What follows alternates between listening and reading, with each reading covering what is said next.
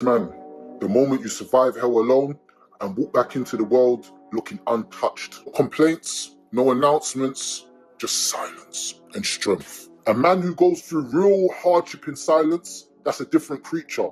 He doesn't ask for applause, he doesn't beg for sympathy, he doesn't scream for validation. He takes his losses quietly, resets his mind, cleans the debris of his past, and walks forward like nothing can faze him anymore. When a man stops fearing the storm, life stops being able to break him. Most people crumble because they're waiting for someone to come and save them. They want the world to carry their weight. They want comfort for every setback. But the man who can start from zero, who can rebuild himself without blaming anyone, who can take damage and keep moving, that man becomes immune to failure. He studies his losses. He rebuilds his foundations. He reforms his identity. Every setback becomes a sharpened weapon. Every heartbreak becomes discipline. Every mistake becomes strategy. And he rises again, so silently. The world doesn't even realize how close it came for him burying the wrong man. What makes him truly dangerous? He keeps a simple code. He doesn't break when life breaks him. He doesn't crumble when plans fail. He doesn't beg for rescue. He adapts, he evolves, he returns stronger than he left. Nothing is more frightening than a man who can lose everything and still walk forward like nothing happened. That's not coldness, that's mastery. And that's why you never underestimate the man who suffered in silence. You really can't care about too much in this life. You know, you get your feelings involved. Oftentimes, people, things gonna let you down. I was always the type of person that I didn't care too much, but I cared, especially about certain things more than others. If you know anything about caring about people, then you know that. And I really cared too much about certain people, and that was my family. I didn't really care about too much anything else, maybe my community, my friends, but I was always the person that cared, like overly cared about my family. And I say all that to say this: you really can't care too much about anything, whether it's your family, your friends, your job, because it can all be gone in an instant. And where does that leave you? Caring about something that isn't even a part of your life anymore. I see this often, all the time. People caring about a job, they having layoffs. So now, this dude can't even provide for his family, but he really enjoyed that job. He really cared about that job. You can talk about just anything of that nature. Just family members, they steal something from you, and after a while,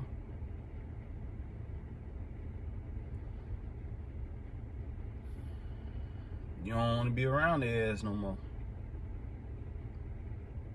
because they've been stealing, plotting, scheming, doing you wrong, fucking you over. I'm speaking from experience. I almost got choked up because I'm thinking about all the times my family members did me wrong and I kept on forgiving them.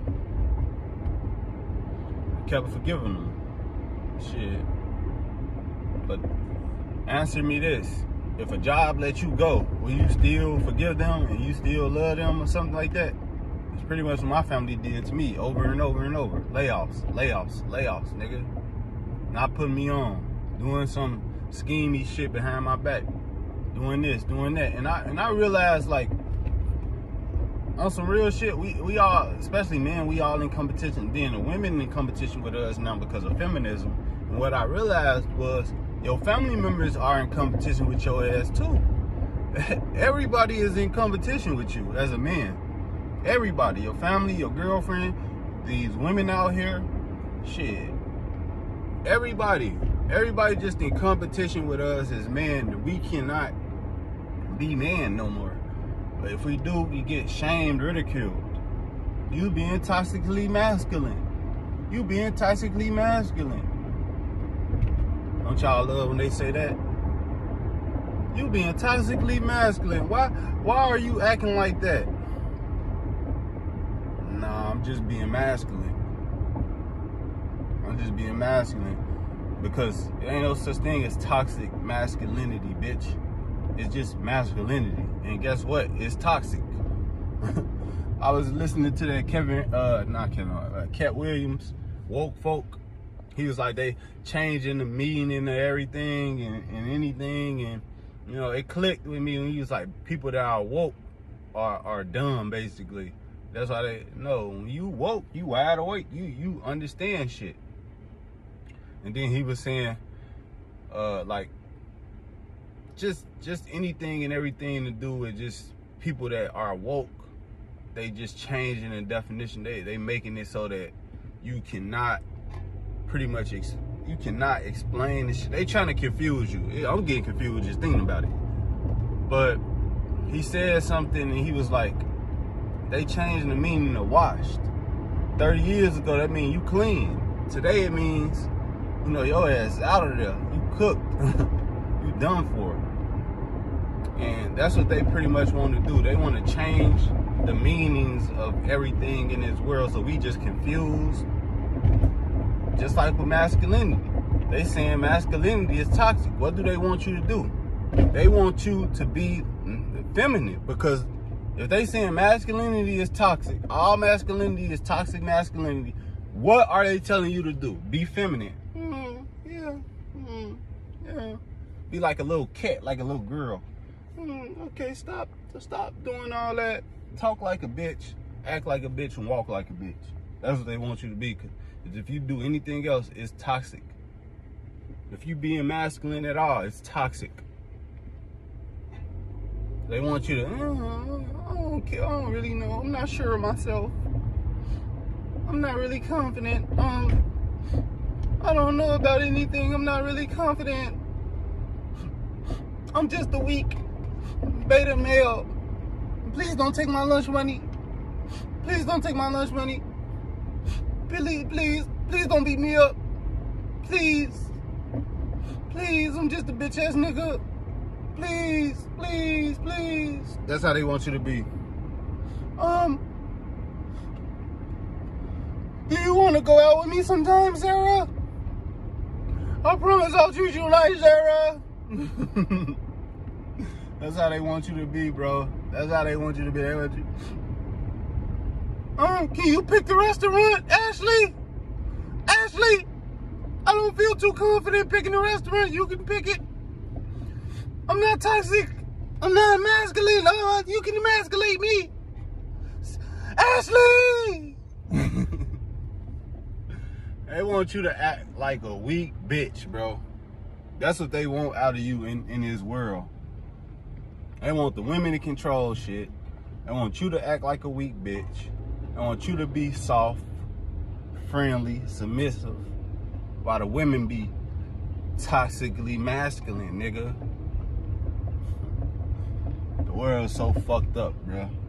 God coming back. I'm telling you, God is gonna come back, and God is gonna really do some shit.